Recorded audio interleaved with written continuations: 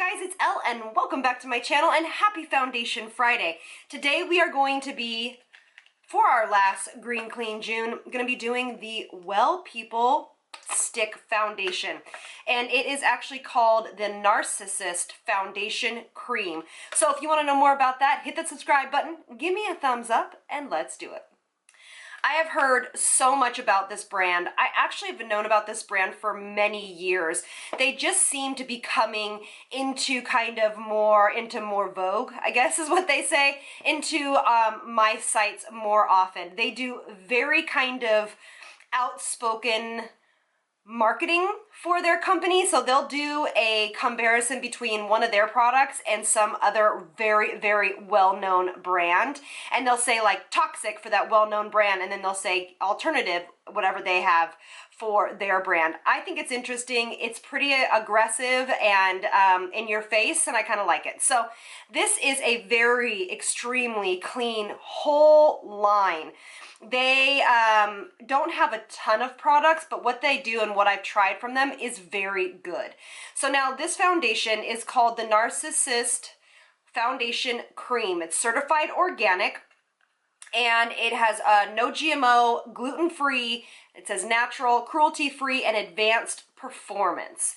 It says flawless natural coverage, evens skin tone, freshwater pearl, and organic aloe create radiant, rejuvenated skin. And that's what kind of drew me in, was this kind of radiant, rejuvenated skin claim. So I'm super excited to see. It says our breakthrough plant-based formula delivers a weightless, natural finish, balances skin tone, and diminishes the imperfections. Made with pure, natural, and organic ingredients. And then they have a whole list of stuff that it's free from. And the highlights are parabens, coal tar, polyphenol, petrochemicals, so no dimethicone, phthalates, formaldehyde, and several others. So that's really exciting. As far as I can read on here, it does not have any coconut oil in it, so that's fantastic for my more sensitive acne-prone skin peeps. And that's it. So it doesn't really say how to apply it, but it is a stick foundation. Also, I found this at Target. This color selection is not amazing. That's the only thing that bumps me out. This is number 2, you guys. Look how dark this is. It's number 2. Now, again, it's a stick foundation, so sometimes when they go on, they actually go on a little bit lighter. So I'm interested to see what happens. Also, with a stick foundation, using a brush is really going to be the best method. You, of course, can use a beauty blender, but sometimes it has a tendency to kind of pull and drag and shear out in weird places and become patchy. It's just the nature of the formula, okay? So what I'm going to do is I'm going to actually use it with my RCMA brush. I totally could use it, though, with my Sigma brush, which I don't know where it is. You hear me digging over here. I don't know, I have my Sigma brush here. I just cleaned it. Oh, here it is. I probably could totally use, I'm going to keep this out, my Sigma F80 brush, but I'm going to try it with this little guy first. So, all right, here we go. So this is number 2, and it's called Fair Golden. I don't know. So we'll see. So what I usually do with the stick foundation, you can actually see I'm a lot tanner with my, tanning product on. All right, so I'm just going to kind of go around the face here. Yeah, so it does go on a little bit like, ow, oh my gosh, for my tooth, I can't do that. Okay, I'm going to be very gentle here. Okay. And it says a natural skin finish, which basically just, that means it's not dewy, it's not matte, it just looks like skin, which I'm excited about. All right, so let's start to blend. If you guys are wondering what my eye makeup is, isn't it fun? It's a little different than we normally do.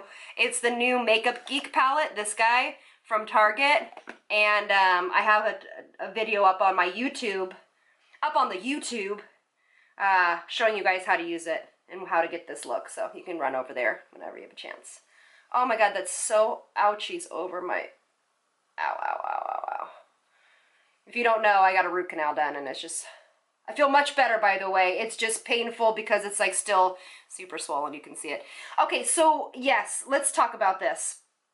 It is pretty hard to buff out with this brush. So I think I'm going to switch brushes. I think I'm going to go with the Sigma F80 because it's a little bit less dense. And it is very light coverage for sure. All right, so let's build this bad boy up.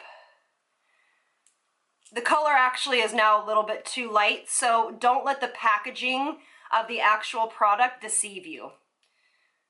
Okay. For some reason, this kind of just keeps wiping away on this side. Oh, and by the way, I do have the Tatcha primer on because when I use stick foundations or cream-based foundations, I have to use a primer. And that is actually with every single stick foundation I have ever used in the world. It's best to use a primer with it. All right. Just a little bit more on the forehead, on the nose. I'm going to actually do something. I'm going to get foundation all over me. I'm going to take my dry beauty blender and I'm actually going to hit it just a little bit with my Too Faced Hangover priming spray. And I'm going to just see what this does. I just want a little bit more coverage. It's really pretty. It feels very lightweight on the skin. It is definitely a light coverage. But I just want to see about using a beauty blender with this one. It might be different. I mean, you know what? Every formula is different. I'm actually getting a lot of coverage, really nice coverage with the sponge. But the trick here is that this sponge is basically dry. It is not ran underneath a sink or run underneath a sink. So if you do try this with a sponge, make sure you use it the way I just did, where it's dry, and then just, you know, hit it with a little bit of rehydrating spray. Because I am getting a really, really beautiful coverage with this technique. And I actually like it a little bit more than the brush. So that's exciting. Okay, let's give it a good look up close. All right. I'll move in here.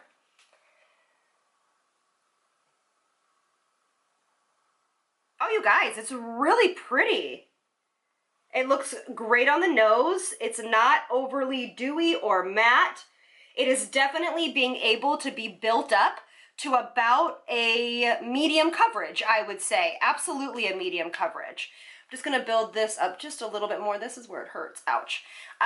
It's a light medium coverage is how I would explain it, because you can still see all my pigmentation through it, but it doesn't bother me. This is really pretty. It looks gorgeous on the skin, you guys. Really hydrating, but not too much. Ooh, I'm really excited. So I'm gonna go finish the rest of my makeup and I'll be right back. All right, guys, so everything is on. I think it looks really pretty on the skin. A couple things to remember. Absolutely need to prime the skin before this, for sure. It's just the nature of the formula because it doesn't have all of that synthetic binders and things that will make the product move across the skin really nicely. To make sure you do prime it with whatever primer works best for your skin type. Second of all, yes, you can use a sponge lightly sprayed with a little bit of hydrating spray. For me, that is actually what worked best, which was really shocking because usually a brush, and in all of my years of doing makeup, I've really never found a you know, stick foundation that works best with a sponge. So that's really interesting and a learning point for me. Third of all, you need to set this because it absolutely gives a glow and beautiful radiance to the skin. I set it with my, if I can find it here, I set it with my Hourglass Mineral Veil Mineral Veil powder, and that seemed to do the trick just perfectly. It didn't need a ton, it felt tacky still because, again, of the formula, which is totally understandable. But I really, really enjoy it. It is definitely the fullest coverage that we have tried out, even a little bit more coverage than the Eden one. Actually, you know what I would say? I would say it's very comparable in coverage to the Eden foundation we tried last week. So you might want to take a quick peek at that video as well. So let's go into natural light. Let's have you see what this really looks like, and we'll give it a wear test. All right. All right, you guys, so here we are in natural light. I will zoom in a little bit so you guys can actually really see the skin. I think it's pretty. This is a really awesome foundation. I was kind of skeptical about it, to be honest with you, in the very beginning. But I think that it looks really pretty. I'm kind of loving it. So I absolutely think that this would be great for every skin type, even oily skin. Honestly, it's not that luminous. It's literally a skin finish. They said that perfectly. It is extremely clean, very well performing. I'm excited to see how it holds up for the rest of the day. Again, most of these foundations don't have these long wearing claims because they don't have alcohol in them and a lot of other icky ingredients, but let's see how long we can get a wear. I think it's about 100 degrees today, and I am going to be shooting some more videos and kind of running around with my daughter. We're packing up for our vacation soon, so let's give this a good wear test, and I am so far pleasantly surprised. All right, see you guys in a little bit. All right, I'm back. It is 5 hours later, and the foundation looks great. I'm really loving it. It's getting a really nice luminosity to the skin, but there are two things that I will report. It is definitely hydrating to the skin. So I don't think it'd be fantastic for oilier skin types, but I definitely think that anybody else would love this. It's sitting great on the skin. I'm really impressed. I think it's gorgeous. But the second thing is that I'm afraid to touch my face a little bit, like the center where I've been kind of sweating, because it does come off on your hands. But, you know, there has to be some give and take when you're using formulas like this. Do you want alcohols in them to dry them out so that they don't transfer? Or do you want a natural-based foundation that is beautiful, performs really well, but you might have to just be careful of it? I mean, not careful, like it's not like I've been, you know, so careful with it all day. It's just, I'm noticing that I don't really want to touch around my nose. So maybe I would have enjoyed maybe a more, like Ren's Perfect Canvas down the center, and then touching up a little bit of powder. I think that's what would be great with this foundation. So it's wearing really beautifully.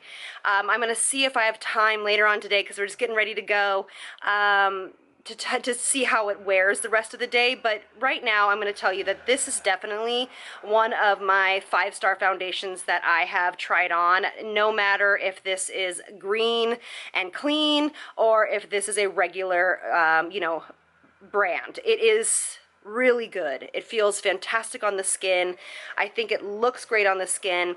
There's just those few things that you have to think about. So where is your give and take? Where is your point of, you know, is this going to be, you know, am I okay with these points? I absolutely think this would be beautiful for the winter though, you guys, because everybody needs that hydration. So far so good. Again, I'm going to see if I can do another update, but if this is the last one, I really appreciate you guys being here. I hope you guys have an amazing weekend, and I love you so much, and I hope you guys have enjoyed Green Clean June. I love you guys, and I'll see you on the next one. Mwah. Bye.